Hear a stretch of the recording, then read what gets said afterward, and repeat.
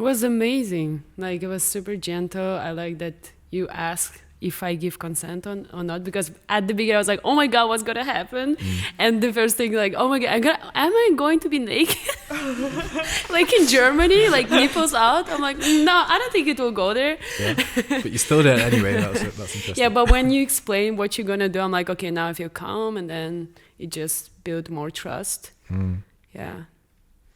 Yeah, and so yeah, for a guys out there who want to, learn this stuff, you're not learning it to like have cool tricks or to have power over women, or because like then they think you're cool or whatever. It's like as you step more into dominance, you have a lot more responsibility, right? So like I know that when someone's submitting their body to me, then now I have to be really conscious of what I'm doing. I have to be really aware of how she's feeling, and I can't be attached to the outcome that I think I want. Right, so if I'm like, okay, I want to do this cool thing, right? And if, let's say I put the wrist thing on you, I'm watching your reactions. If I'd seen fear or suddenly like you're uncomfortable, I wouldn't have gone, oh well, we're going to finish the thing because I want to do the thing. And I would check in and go, okay, do you feel safe, or would you like me to release you right now, right? Because in this way, then that's what I'm talking about in terms of being a top, let's say, and not that like an authoritarian dom, if he's a good one, totally he's able to do that too. He just has a different tone. So yeah, it's that.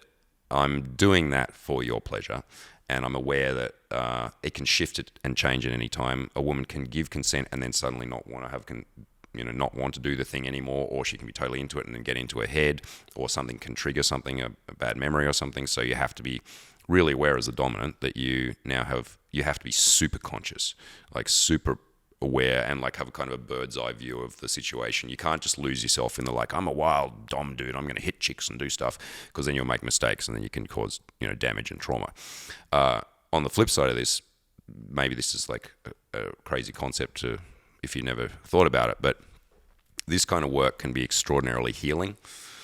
Right? So you can actually, especially with sexual trauma, which a lot of women have experienced, that not necessarily with any tools or anything, but you can actually help to rewrite,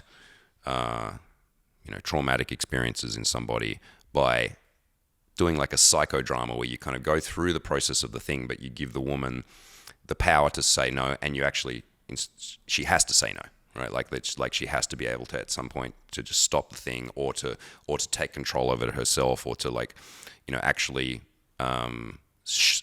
have a good model for masculinity to experience that, oh yes, this man is actually listening to me, and he actually will, do or not do things if I wish or wish not to.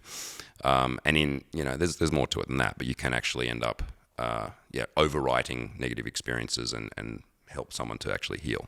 So there's deeper aspects to it there. That's what I learned. Like, I've been really into like Tantra for a long time. I was looking for a lot of stuff in India, and then like when I came here and you guys were doing the sex class and like the BDSM was the thing, and I saw like all the stuff you was doing, I started to like experiment like with my ex, and that was like one of the most like transformative things I could say, like compared to like, eye gazing and like slow, like sentimental kind of sex that like we were like the perfect match. Basically the dominant and submission thing like worked perfectly.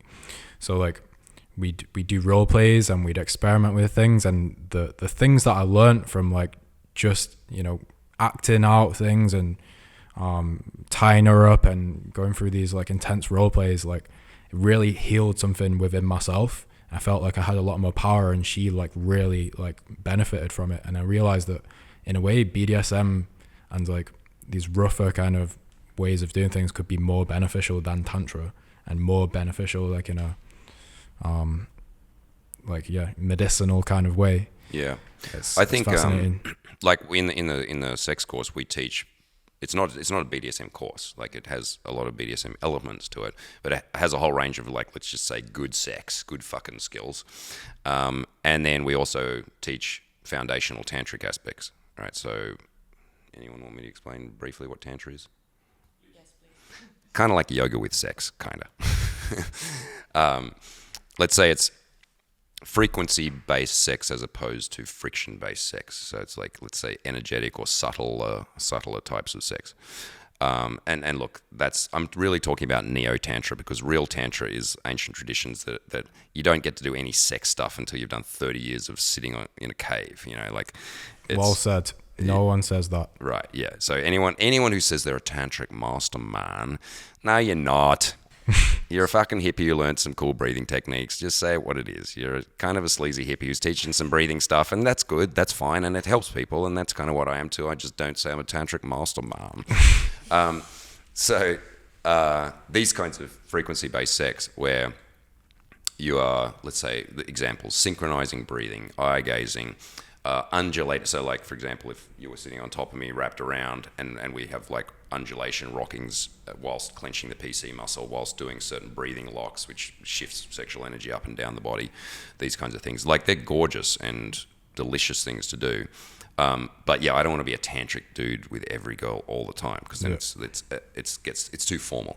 But when you have, like, if you wish, if a guy gives a shit enough to be a fucking world-class lover, then knowing how to do some slap and tickle, doing some nasty stuff and kink, and knowing all the foundations of how a clitoris, where there is such a thing, and where it is, and maybe what to do with it, that'd be a good start.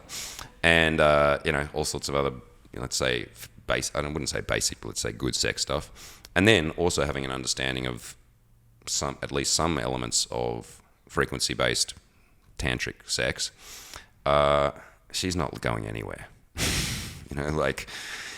And then you can like take her through waves where you can build up super intensity in the same session, build up to whatever peak of intense, nasty or crazy or polarized types of stuff. And then you can down-regulate and shift into, this intimacy-based, frequency-based, delicate types of sex, which then creates such a massive contrast, right? Like the range of sensation, emotion, feelings that both of you get to experience through these waves, and then you can take them, if you're decent at it, you can take it in all up and down and in and out and blend it all in together.